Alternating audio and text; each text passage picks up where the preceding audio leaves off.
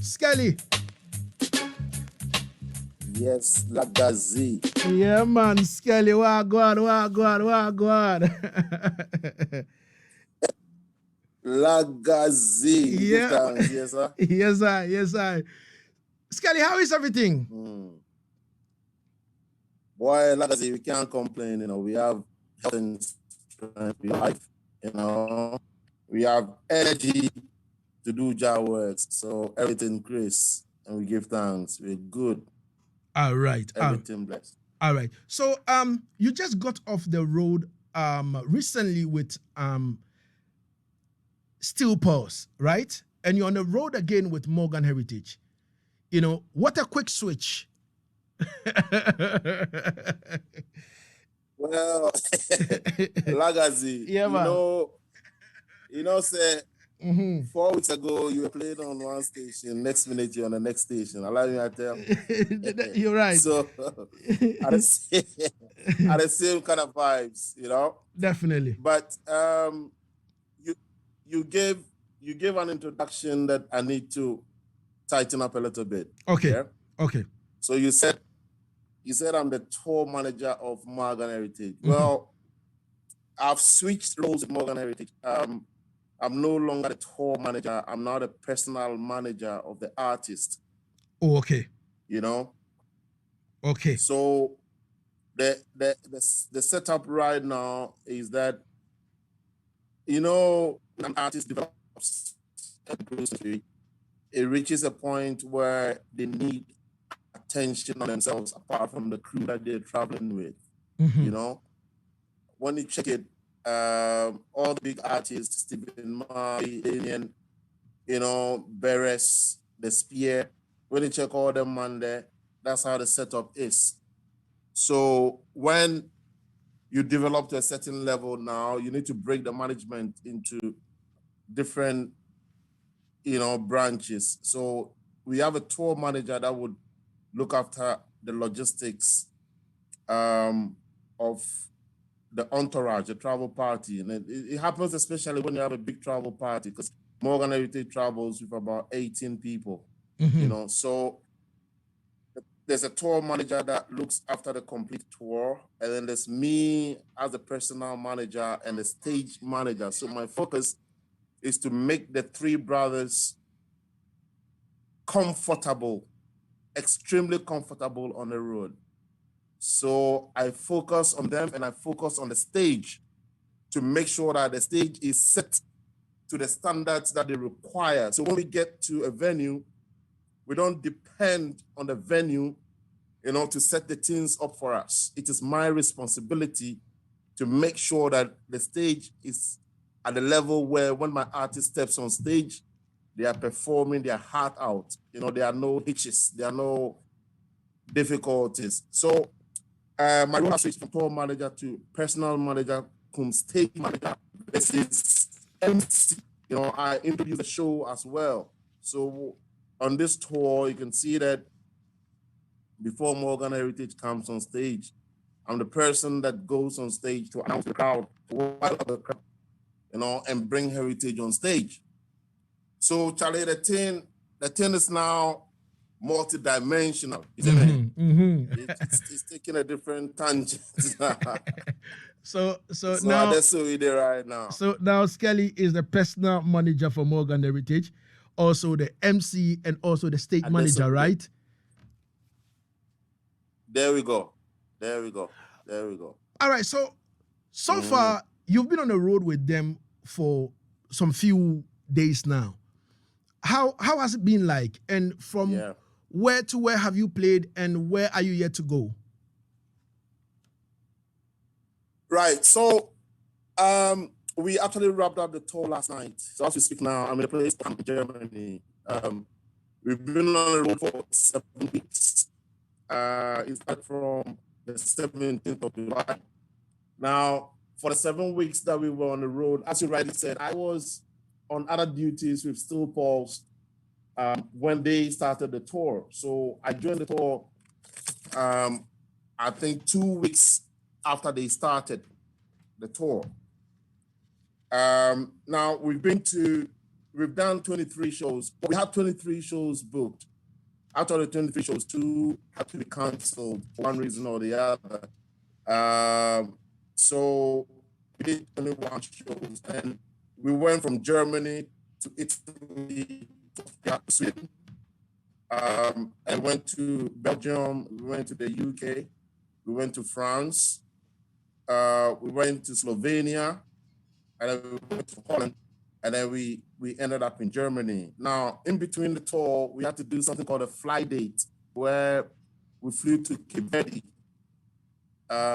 Cape Verde, as we call it, to do one show. So that took us, that was a 2-night. We took off after a show in France, flew to Cape Verde, and then flew back into Italy within 3 days. You know, so in all we've done 21 shows. I've been on the road for about 7 weeks. I've been for 5 weeks because I joined them 2 weeks after they started. So that was what happened on this tour. All right. We give thanks to the Almighty Father for the update. Exactly 34 going into the R1 here on Asaase Radio, and we're live on 99.5 in Accra. That is number 7 5th Circular Road, Cantonment. We are also live on 98.5 in Kumasi. In Cape Coast, we are on 100.3, and in Tamale, we are on 99.7. This is Asaase Radio. Easy. All right, Skelly. So, talking about Morgan Heritage coming to Africa, because I've seen a flyer, the Africa tour. How is it going to be like? Well, before I talk about Africa, let me give you a few highlights of the European tour that we just did. I just had you play Shashamali, Ja Agorade by the Burning Spear. And I like to point 3 things for me for the tour that we just finished now. That I've been doing this for years now, but on this particular tour, there were 3 key highlight moments that I want to share with your listeners and with the public. Now, the first one I would say is that we got to a place called Saint Pierre in France to play a festival called No Logo. And on that festival, there was an artist that came on before us, because you know that with festivals, you have a lineup, an artist performs, they come off, we have to set the stage, and then the next artist comes on, they come off, you have to set the stage. So this artist that performed before we came on stage, I call him Eche, that's the name I call him because I feel very personal towards him. Everybody else in Ghana calls him a different name, but I'll give you that name in a minute. But the highlight for me is that yes, Eche. Yeah. The thing about that show for me was that I was looking at the crowd, and we as Morgan Heritage, or indeed when I told with Still Pauls in Europe, 80% of the time, 90% of the time, the crowd that we perform to is going to be a majority, 90% Caucasian crowd, So it's going to be Caucasians and other nationalities, and you can count the number of our own ethnic people within the crowd. So it's mostly foreign Caucasian crowd. So when this artist was about to come on stage, and I was looking at the stage, I was looking at the crowd, I'm like, wow, this is gonna be a real challenge, So this artist finished everything. I saw him backstage, and everything, the man came on stage, Lagazee. Look, I was mesmerized. Everybody calls him Stoneboy. Stoneboy came on stage in France and Pierre Logo, and I could not believe what I saw. I mean, I could not. I I felt so proud as a Ghanaian, you know, that Stonebwoy was able to command that crowd. He had a crowd on the tip of his fingernails, you know. Yo, Lagazee, we have something that we need to cherish. We have something that if the power players in our country are listening, we have something they need to support. Something they need to invest in, you know. Stonebwoy was standing in front of over 20,000 people and they do everything he tells them to do. And I felt so proud, you know, to see Stonebwoy, you know, knowing that I know him personally, and just a few years ago, we know he has been where he started from and where he is today. I give thanks and I'm so proud. So Stonebwoy, if you're listening, and his team, enough respect to Stonebwoy. Now, the next thing that excited for me was we got to another place, and again, one of the people that was performing before us was Max Romeo. Mm-hmm. Now, Max Romeo, I heard Tamale talking about how we're losing all the elders, you know, the legends in the industry. As you know, just last week, we lost Skelly from Israel Vibrations. We lost a few big names. Mm-hmm. I got the honor of meeting Max Romeo and see him perform as well. And, yo, the roots is alive. You know, the roots is alive. When you look at the music these days and the way the roots is being fizzled out, you ask yourself, you know, what is going to happen when all these legends are gone? Mm-hmm. Is the music going to switch? Mm-hmm. Are we still going to get the youngsters coming to the roots?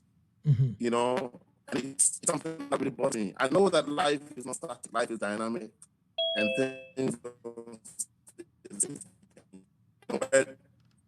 My heart goes out, and I pray that we get youngsters embracing the roots and forward, you know, not just following the commercial aspect of things, but the sentimental and what the music means to us. So that was the second highlight of four. The final one, a big one, I would say,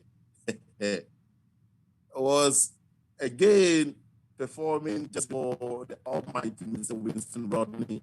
Everybody calls him the Burning Spear, you know. And when Tamale was talking about the Burning Spear, I could feel what Tamale was saying, because same way when I was growing up as a youth or a kid in Labadi,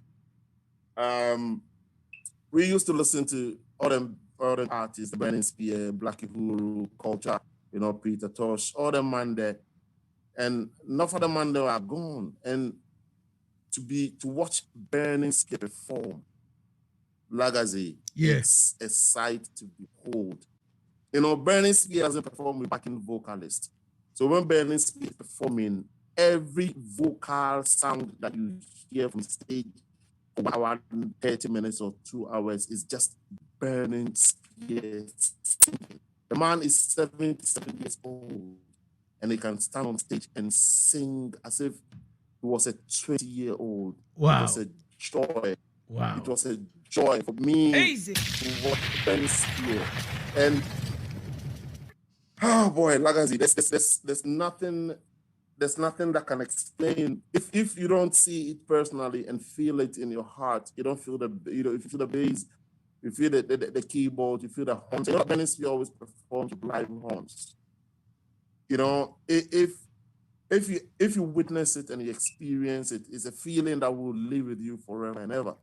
Yeah. You know, so I give thanks for being on this journey. I give thanks for you and opportunity to meet people as I've met. And like I say, with this job that I'm doing in this industry, at this point in time, anybody and everybody, I've had opportunity. I give thanks, you know, to have met. What I was hoping for and praying for was to meet Burning Spear, and that happened a couple of weeks ago. So that's the highlight of the tour. It was an amazing tour. And then Morgan Heritage, all our shows, we had the crowds in our hands as usual, because, you know, say, when it comes to Morgan Heritage in Europe, you know, that's what the team said. So it was a joyful tour, it was a successful tour. We give thanks for life, you know, for where we are today. All right. So as the personal manager for Morgan Heritage, you just wrap up the tour. I know that in November you're going to be in Ghana. and you're preparing for Africa now, how is the feel like for Morgan Heritage to, start tour the whole of Africa, and all that, and you as the personal manager now, what are the preparations towards the item coming to Africa? Well, this initiative, this African tour, is one of the most daring moves Morgan Heritage has made ever that I know of. Done a Caribbean tour in the past. Now, the mentality, the dynamics, and the production in the Caribbean, I should say that is not that challenging, because a lot of the Caribbean islands are very music oriented anyway, so they have a production capability and a capacity to do productions when we tour or we go to Caribbean islands. Now, Africa is a different kettle of fish. We've done a few shows in Africa, and I've seen the sort of challenges we had, in different countries, and mostly to do with production. Hospitality is always great, but production is always, because Morgan Heritage, we have 10 performers or 10 artists on stage. We have 48 input lines. And for people that don't know what input lines are like on the stage, all the equipment that we're playing have to be mic'd up. The vocals have to be mic'd up as well. And all those things need 48 inputs that will wire from the stage onto the front of house console to produce the sound. It's a very big ask. Now, Morgan Heritage have decided to do this tour because they believe that we can't keep, running around in Europe and talking about Africa and not putting ourselves into Africa. Now, if you remember when Bob Marley did the Zimbabwe independence show, Bob single-handedly had to charter jet and fly his equipment, on the west into Zimbabwe, to do that independence show for Zimbabwe.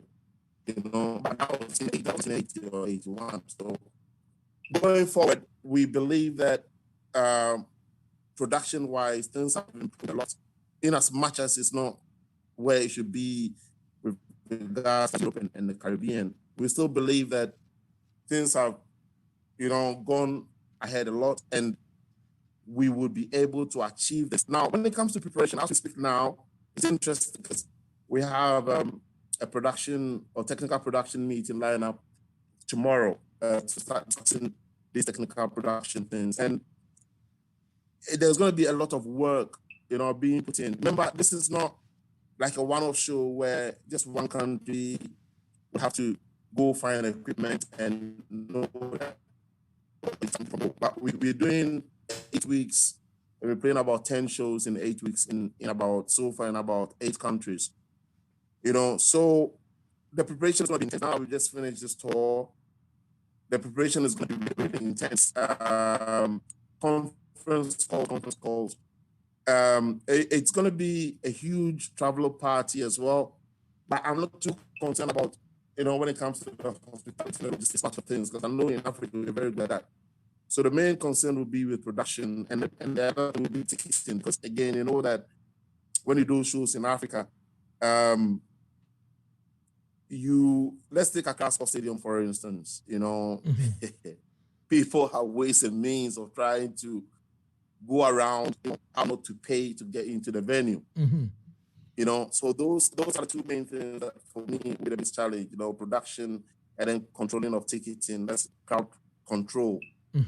But we are going to be on the case, having conference calls upon conference calls on a daily basis until we kick.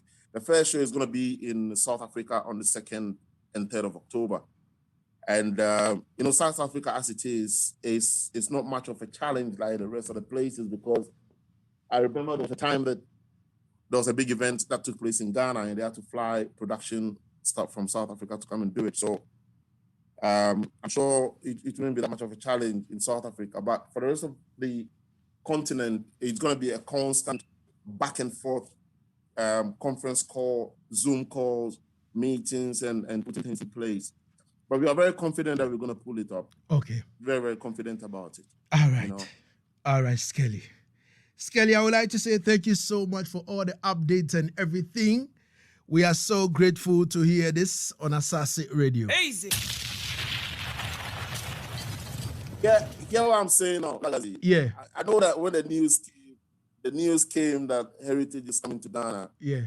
You know, people are excited. I'm not the one doing the interview. I'm the one being interviewed. But I also like to hear you being one of the key kingpins in the industry, you know, what the vibe is like so far with people anticipating our coming to Ghana on the 12th of November.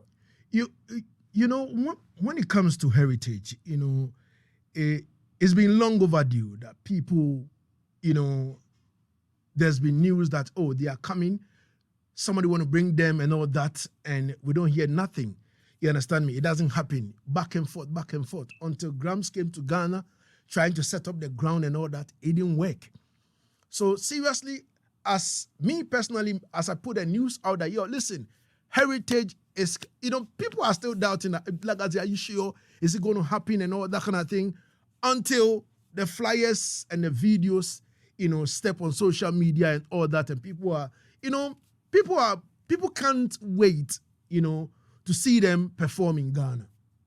So far, so good. I know that people are poised, you know, towards them coming and say, yo, finally they are here. Easy. Yes, man. You know, we have to give thanks. We have to go up on the knee and chant a psalm, you know, and pray that, you know, everything falls in place for this to happen. Definitely. Because like you rightly said, a lot of the times, you know, there's good intentions and people try to make it happen. But then as discussions progress and preparations progress, a lot of the times there are a lot of promoters who, and no disrespect to us per se, but there are a lot of people who think they are promoters, but they are not promoters because they get excited about saying, I want to do this. But then when they see the fine details of what it takes to do it, then they start asking, so for instance, you know, there's been situations where, like I said, Morgan Heritage, you have an entourage of 18 that we travel with. You know, a promoter might book a show. Yeah, I want Morgan Heritage. Then you give them the travel party. Then they come and say, 18, okay, so can you cut it down to 13? They ask them, cut it down in what way? Like, you think the 18 people, they all don't have roles to play? You know? So it's these sort of things that, you know, sometimes stops things from happening. But, you know, we hope and pray that as we've put this in motion, everything is going to fall in place, and the day the sun will rise and the sun will set, you know, the moon will come, and then the next day the sun will rise, and through all these, you know, we'll be able to deliver as planned, as anticipated. All right, Skelly. So we give thanks, yes, sir? Respect, Skelly, for your time and space. Easy. Yes, lad. Every time, yes, sir. Yeah, man. Blessed. Give thanks, Skelly, every time for talking to us on Yaad Settingz on Asaase Radio. Easy. Are you ready? Live and direct. Asaase Radio. Change like the weatherman, rifle in a hand. Asaase real, genuine like leatherman. Send it like email, post, letterman. When we say wet and a rain, a wetter man. Straight fireball, milk skin like cheddar man. Step out, miggle dear, any weatherman. Asaase walk with the tree with the pecker man. Hey boy, you better know what you are do. Hey, hear me a send man them fi know say a baby boom, the rebel boss, straight out a rebel world. Representing for the body station, boy. Asaase Radio. Don't move that dial. Yeah, man. Zing. Easy.